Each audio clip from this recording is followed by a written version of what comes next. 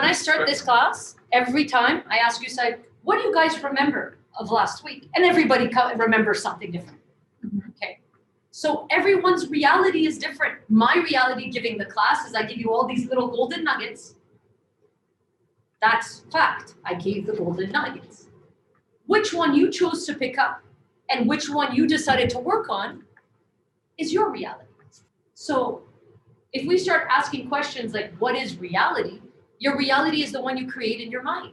See? Mm-hmm. If Paula were to show up at home, sit down, start listening, and only ask probing questions in the direction that her child is going into, then her reality is that she was there for them. And their reaction to that is, wow, what's up with mom? She didn't even do her regular song and dance. She actually just, holy shit, listened to me. So your action or your thought or your consciousness into what you want to bring about changes what is called reality. Does that make sense? Mm-hmm. So now, let's say you had a goal. I want to lose 10 pounds. What if that wasn't what we needed to look at? What if it wasn't, I want to gain more muscle, I want to lose 10 pounds in the language that you're saying, but what else could we be looking at to understand the hierarchy of thought? What is your relationship with food? I want you to write that down. What is my relationship with food? So now that we understand that we're living with the pandemic for an indefinite amount of time, I now ask you, what do you want your relationship with food to become? Write it down. I want to go back to the discipline I had pre-COVID. Okay, we're doing again the same exercise. But the funny part is, what is your relationship with food? And the things that came out of my thoughts and the things that came out of my mouth when I wrote down what my relationship was with food was, I was like, is this who I am? Is this who I am? Is this who I want to be? So now I'm going to give you another example. I'm going to ask you guys, what is your relationship with your finances? Write down 3 things. I avoid it. I give it to somebody else to take care of it. And I figure out if I just keep on making money, the finances will be fine. Do my finances give me pleasure or pain?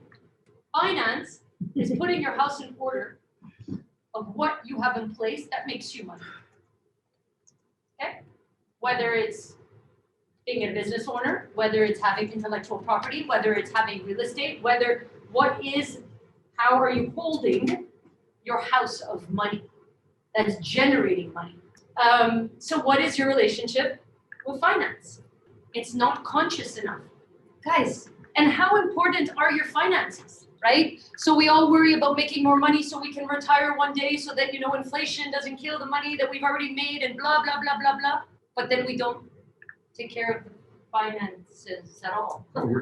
Guys, sometimes the foundation of the lives we want to live are not as pleasurable as we want them to be, right? So I ask you, what is your relationship with finance? And you say painful, right? And I ask you, what is your relationship with food? And you say pleasurable. So it's because we know more about eating than we know about our finances, right? And so I say, what is your relationship with your finances? And all of a sudden it gives you pain. It only gives you pain because you're uncomfortable with it because you don't know enough about it. But if I tell you what is your relationship with food, this one comes up, but there's so many different types of food. There's Indian, there's Asian, there's Arabic, there's so many different flavors. Why do you not get so much pleasure talking about your finance? Do you guys see how I use the power of reframing to make you find a way that finance could be pleasurable? That food could become a little bit more painful if you look at what it actually gives you as nutrients? What do you need to reframe in your life to get the results you want?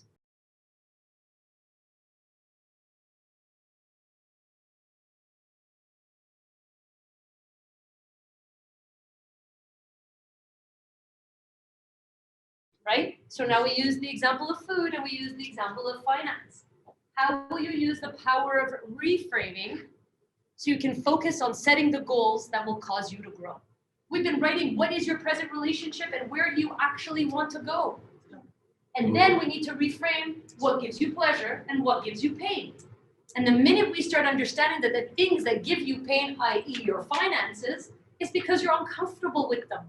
You don't know them as well as Asian and Italian and sushi, and you don't know them as well, so you can't feel the flavor in your mouth.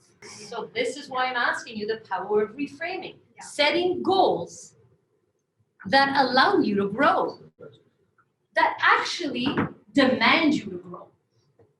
The goal you set demands you to grow. They demand you to change. They demand you to become the person you want to become.